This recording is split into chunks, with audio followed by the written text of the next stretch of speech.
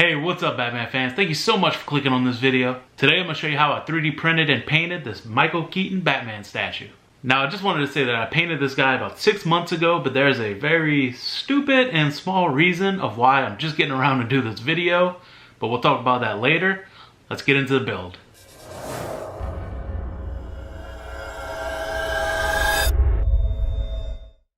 I purchased this model off of Etsy. Etsy can give you some very high quality files for very cheap prices.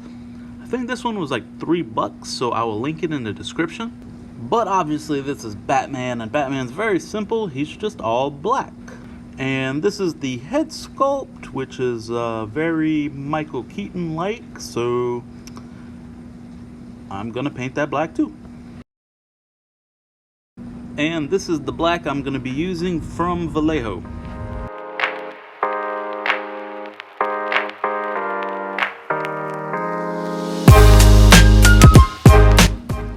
I don't know very much about airbrushes and airbrush compressors, but the compressor's from Harbor Freight and the airbrush was like $20 off of Amazon. So just kind of to say that I don't really think you need anything super expensive to get into this hobby. For the base, I used a dark gray, more like charcoal spray paint because that is a very rock-like color.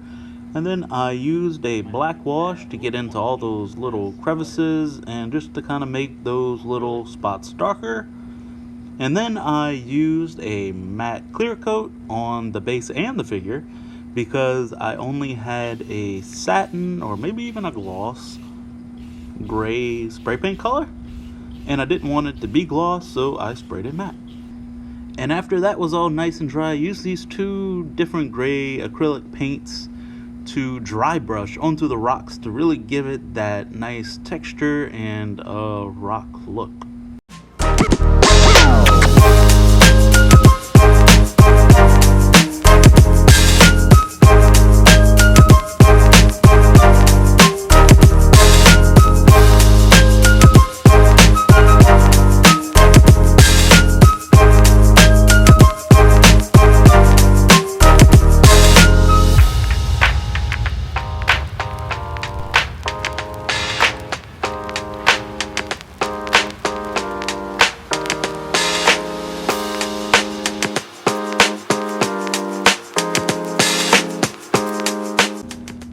Just ignore the big gaping hole in the back of that. I've tried to print this base like 2 or 3 different times and that kept happening. So eventually I just said, screw it, you can't see it anyway. I have since fixed the issue, so I don't have that issue anymore, but just ignore the big gaping hole. And the last thing I'm going to do to the base is to apply a little bit of silver rub and buff. Normally you use just like a little towel or something like that. But this wasn't really working that great for me, so I ended up just using a paintbrush, and that worked fine. I did it on this little bottom metal part, and then the top grate of the base. Alright, so this is pretty much what I'm going to go with on the base. That's not to say that I'm not going to go back and maybe do something with how bright this is, but I like how it turned out. I like the colors I used, so let's start the figure. I'm not really sure why I said I'm going to start the figure after that because I'm already done the figure, but regardless, the figure's all black, but I still want to try to give some depth to it, so I'm going to be using this Panzer Dark Gray by Lambeaux. It's the closest that I could find to black, and I'm literally just going to shoot the highlighted parts by the light, I guess. And it's not going to make that big of a difference, but it's going to make enough difference. Maybe.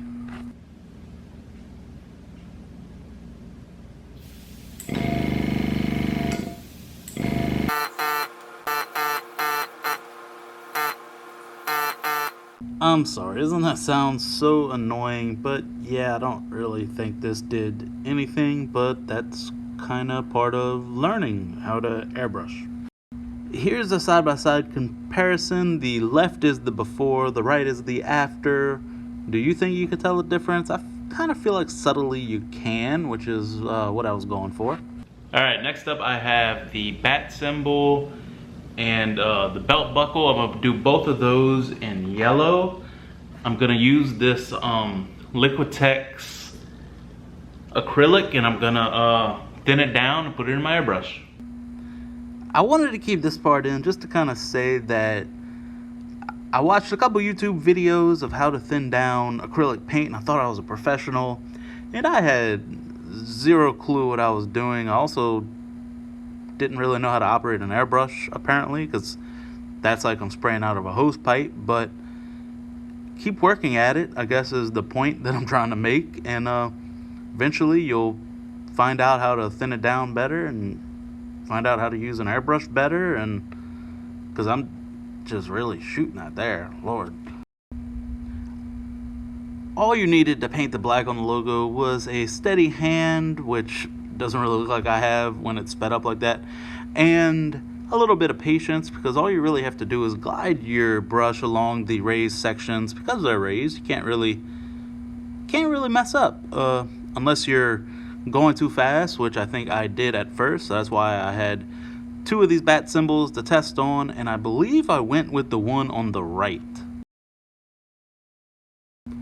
I'm really lucky that I watched some tutorials on YouTube like Ground Affected or Creative Collector, because I would have had zero clue about putting yellow paint over black paint. It turns it green, so before you have to put this white base coat on.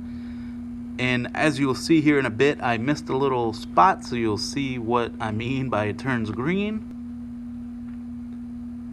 But I used the same yellow as I did for the bat symbol on the chest. Another thing that I have learned in the July, August, September, October, November, December, in the last 6 months since I painted this figure is light coats. I thought I was doing light coats, but I really wasn't. So painting this belt was kind of difficult because, and here you can kind of see the green that I'm trying to show eventually.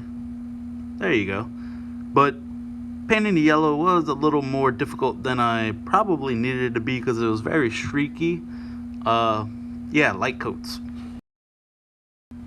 The most intimidating part of this entire build for me was the head sculpt, specifically the skin tone and the eyes. But first I had to airbrush the entire head sculpt with the same black I did over the entire suit. And let me tell you, this was the first time that I realized how much control you had with an airbrush.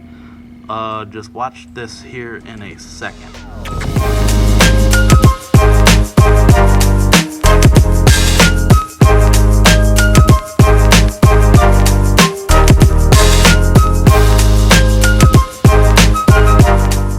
And boom, look how cool that is, look how good that is. And this is coming from somebody that has zero clue how to airbrush. Imagine somebody that actually like is a professional and does it for a living. Imagine how good they must be at it. So like I said, the skin tone is what scared the shit out of me. I watched a lot more YouTube videos, even probably more than I did for anything else, and here's what I landed on. Those skin tone and red colors that I showed you just now, and then the yellow and blue. I took a couple drops of the skin tone and then a couple fewer drops of the red, and then barely any of the yellow and blue, and I mixed that all together to still give it a skin tone, but a kind of reddish yellow bluish skin tone.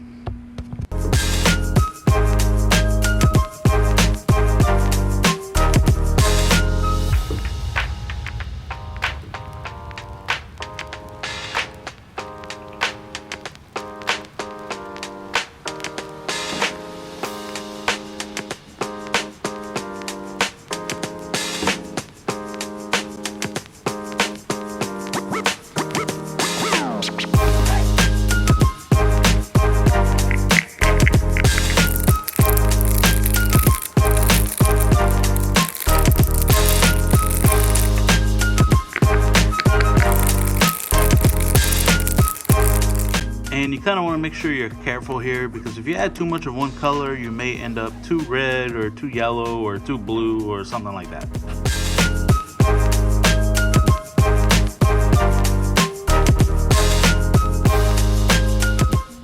Watching this now, I really want to go back and just cut those 2 little strands. They're so annoying. Wait, it's like 3 or 4 strands.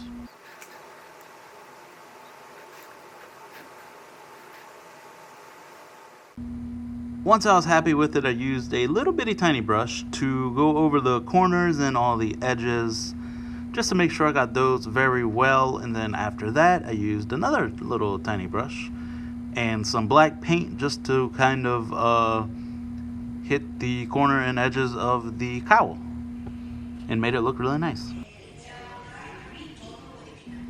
And what you see me doing here is, I want to say I got this technique from the Creative Collector, but I used some very, very watered down black paint, and then I kind of just dabbed it in the eye section to kind of mimic the makeup that Batman would use. And then I used a Q-tip just to make sure there was no pooling in any spots and everything was nice and flat.